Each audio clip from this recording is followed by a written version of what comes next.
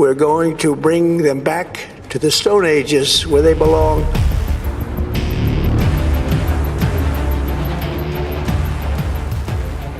ሰላም ጤና ይስጥልን የተወደዳችሁና የተከበራችሁ የሰሞንኛ ቤተሰቦች እንደምን አላችሁ? የዕለቱን ዋና ወታደራዊ መረጃዎች ወደ እናንተ ለማድረስ ተገኝተናል። ዛሬ ከምንመለከታቸው መረጃዎች መካከል የአሜሪካ የደህንነት ተቋማት ለእስራኤልና ለዶናልድ ትራምፕ አስደንጋጭ የሆነ መረጃን አሰምቷል። የደህንነት ተቋማቱ የኢራን የሚሳኤል ማስወንጨፊያዎች ሚሳኤሎችና ድሮኖች እስካሁን አልተነኩም ያሉ ሲሆን ኢራን ለረጅም ጊዜ በውጊያ ውስጥ የሚያቆይ መሳሪያን ይዛለችም ብለዋል። በሌላ በኩል ፕሬዝዳንት ዶናልድ ትራምፕ ኢራንን ወደ ድንጋይ ዘመን እንመልሳታለን ያሉ ሲሆን በኢራን ብቻ ሳይሆን በመካከለኛው ምስራቅ ግዙፍ የተባለለትን ድልድይ ሲያወድሙ የሚያሳይ ምስልንም በማህበራዊ ትስስር ገጻቸው ላይ ለጥፏል። ለዚህ የአሜሪካና እስራኤል እርምጃ ምላሽ ይሆን ዘንድ ኢራን በመካከለኛው ምስራቅ የአሜሪካ አጋር በሆኑ ሀገራት የሚገኙ 8 ድልድዮችን ለጥቃት ኢላማ ውስጥ ማስገባቷን ይፋ አድርጋለች። ኢራን በትላንትና ዕለት በወሰደችው እርምጃም በባህሬን የሚገኝ የአማዞን ቢሮን ማጋየቷም ተሰምቷል። ላይክ፣ ሼር እና ሰብስክራይብ እያደረጋችሁ እስከ ፍጻሜው አብራችሁን ቆዩ እያለን አሁን በቀጥታ ወደ መረጃዎቻችን አለፍን። እንደ ልቦ እንደ ህልሞ የሚሆን ቤት ይፈልጋሉ? ድሪም ቢልደርስ ሪል ስቴት የልቦን የሚያደርስ የምስራች ነው ይሎታል። እጅግ ዘመናዊ ባለ 5 ኮከብ ኮምፓውንድ አፓርትመንቶችን በሲኤምሲ ከአዲስ ኢንተርናሽናል ኮንቬንሽን ሴንተር ፊት ለፊት ከ30 በመቶ እውነተኛ ቅናሽ ጋር ለሽያጭ ቀርበዋል። 100 በመቶ ለሚከፍሉ ደንበኞች ደግሞ በካሬ 62000 ብር ብቻ የፋሲካ ቅናሽ አድርገናል። ከባለ 1 እስከ 3 መኝታ እንደ ምርጫው ማማረጥ ይችላሉ። ባለ 1 መኝታ በ4 ሚሊዮን 600 ሺህ ብር ሙሉ ክፍያ፣ ባለ 2 መኝታ በ6 ሚሊዮን 700 ሺህ ብር እንዲሁም ባለ 3 መኝታ በ8 ሚሊዮን 500 ሺህ ብር።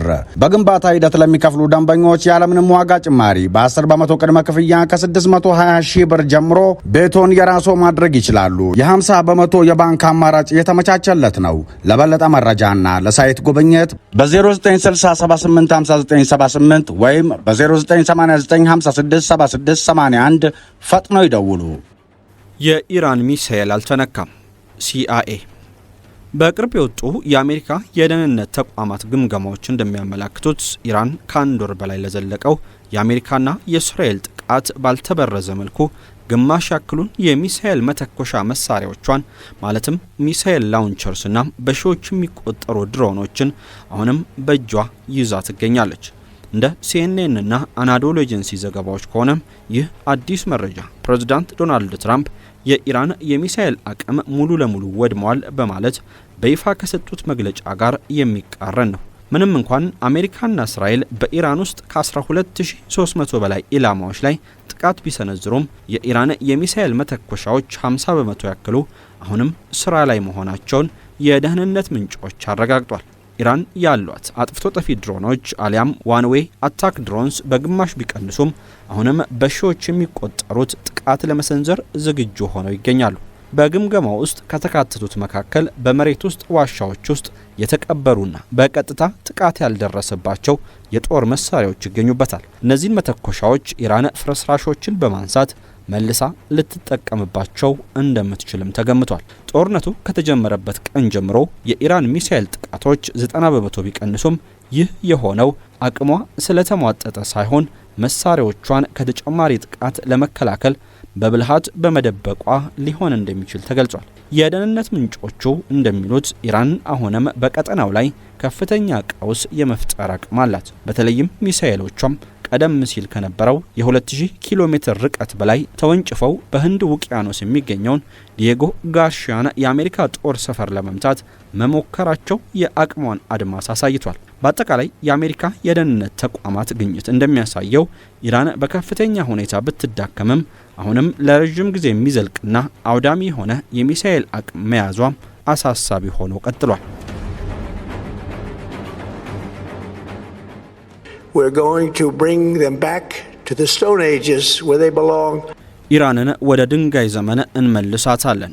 ዶናልድ ትራምፕ በቅርቡ በአሜሪካና በኢራን መካከል እየተካሄደ ያለውን ጦርነት ተከትሎ ፕሬዝዳንት ዶናልድ ትራምፕ ለሀገሪቱ ሕዝብ ባደረጉት ንግግር ኢራንን ወደ ድንጋይ ዘመን እንመልሳታለን ሲሉ ዝቷል። ኢራን የድርድር ጥያቄን የማትቀበል ከሆነም አሜሪካ በሚቀጥሉት 2 እና 3 ሳምንታት ውስጥ እስካሁን ከተደረጉት እጅግ የከፋ ጥቃት እንደምትሰነዝር ተናግሯል። ስምምነት ላይ ካልተደረሰም የኢራንን የኤሌክትሪክ ኃይል ማመንጫዎች፣ ድልድዮችና ሌሎች የኢንዱስትሪ ተቋማትን ሙሉ ለሙሉ እንደሚያወድሙ ገልጿል። የአሜሪካ ጦር የኢራንን ባህር ኃይል፣ የአየር ኃይልና የሚሳኤል የማምረት አቅም በማዳከም ረገድ ትልቅ ድል መቀዳጀቱንና ፍጻሜው መቃረቡን አውጇል።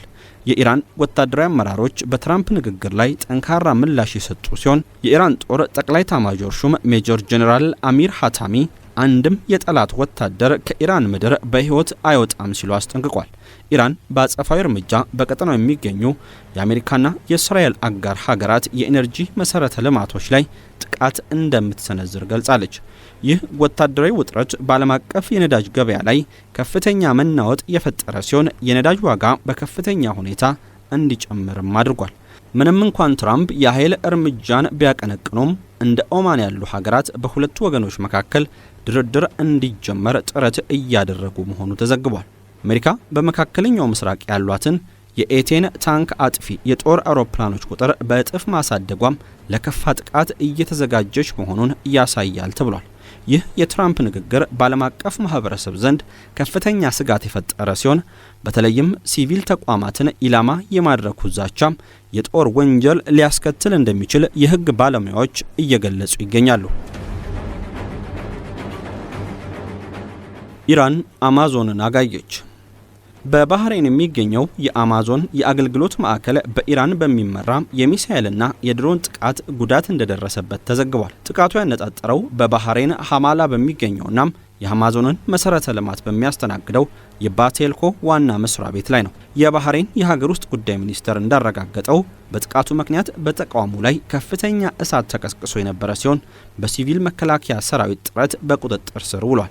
በጥቃቱ ምክንያት በክልሉ የዲጂታል አገልግሎቶች መስተጓጎል የደረሰ ሲሆን አማዞን ደንበኞቹ ዳታቸውን ወደ ሌሎች ዓለም አቀፍ ሰርቨሮች እንዲያዛውሩ መምከሩም ተነግሯል። የኢራን እስላማዊ አብዮታዊ ዘብ IRGCም ለጥቃቱ ኃላፊነት የወሰደ ሲሆን እርምጃው አሜሪካና እስራኤል በኢራን ላይ ለፈጸሙት ጥቃት የአጸፋ ምላሽ መሆኑን ገልጿል። ኢራን እንደ አማዞን፣ ማይክሮሶፍት፣ ጉግልና አፕል ያሉ ግዙፍ የቴክኖሎጂ ኩባንያዎች ለአሜሪካና እስራኤል የስለላና ወታደራዊ ተግባራት ያገለግላሉ በሚል ህጋዊ ወታደራዊ ኢላማዎች መሆናቸውን ከጥቃቱ አንድ ቀን በፊት አስታውቃ ነበር። የቴክኖሎጂ ኩባንያ ሰራተኞቻቸው ህይወታቸውን ለማዳን ከቢሮአቸው እንዲወጡም ማስጠንቀቂያን ሰጥቷል። ይህ ጥቃት በዘመናዊ ጦርነት ውስጥ የታየ አዲስ ለውጥ እንደሆነ ተንታኞች ይገልጻሉ።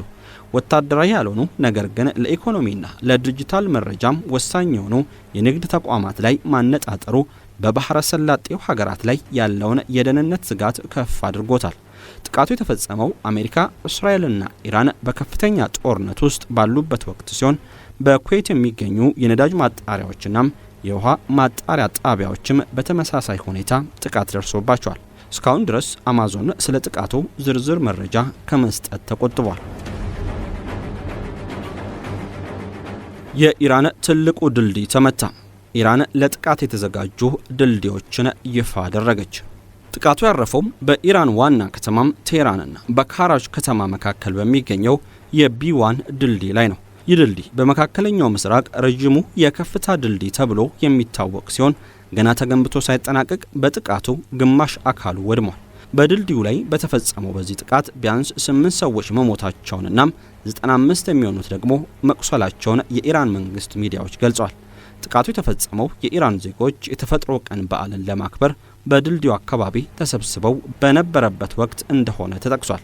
የአሜሪካው ፕሬዝዳንት ዶናልድ ትራምፕ ድልድዩ ሲጋይ የሚያሳይ ቪዲዮ በማህበራዊ ገጻቸው ላይ በማጋራት በኢራን የሚገኘው ትልቁ ድልድይ ፈርሷል፣ ዳግም ለአገልግሎት አይውልም በማለት በድል ድምጸት ተናግሯል።